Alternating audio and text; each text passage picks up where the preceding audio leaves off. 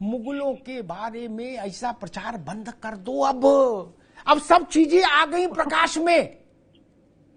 लंपट थे, धूर्त थे, बहन बेटी साली बहनोई बहन कोई नहीं छोड़ी। क्या बेटी के साथ पिता ने संबंध बनाया और मौलानाओं से क्या क्या आप फतवा दिलवाया कि जो बाग लगाता है वो उस बाग के फल भी खा सकता है। बताओ दादा रे दादा। मुगलिया कुश्ता बनाया, उसको खाया, सिर्फ इतने काम में रहे और कोई काम ही नहीं। बाकी काम बाद में, जहां गए वहां रेड लाइट एरिया पहले बसाया। बोले भाई इधर आने दो। गलत कह रहा हूं क्या? इसलिए ये छोड़ दीजिए कि वो भूखे रहे। बहन की लड़की, चाची की लड़की, मामा की लड़की, अपनी लड़की कोई बची नहीं। और जिनके लिए कहा जाता है कि शाहजहां वो बहुत भारी इश्क मोहब्बत की मिसाल थे,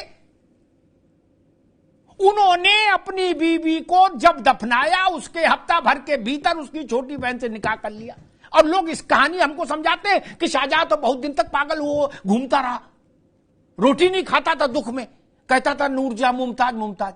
ये सब बंद करिए, इन सब का कोई अर्थ नहीं।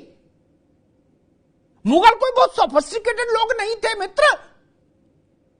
क्या ये झूठ है कि उनके समय के एक इतिहासकार ने लिखा, मुफ्ती साहब अभी ने, एक उनके समय के एक इतिहासकार ने लिखा कि औरंगजेब गया दक्खन जब, तो उसके साथ जो सिपाही थे उनको रास्ते में प्यास लगी तो उन्होंने अपने साथ चलने वाले घोड़े के गले की नस काटी और उससे उसके रक्त को पीकर प्यास बुझाई। ये थे मुगल। आप बता रहे हो ये बांसुरी बजाते थे, बड़े भारी सांस्कृतिक थे, वहशी थे, लुटेरे थे, दरिंदे थे। वो क्या न्याय देंगे आलमगीरी? हिंदुस्तान में लाखों महिलाएं उनके चलते जौहर कर गई, इन्हीं लोगों के चलते। वो बता रहे महिला को न्याय दे दिया और भूखे रहे औरंगजेब।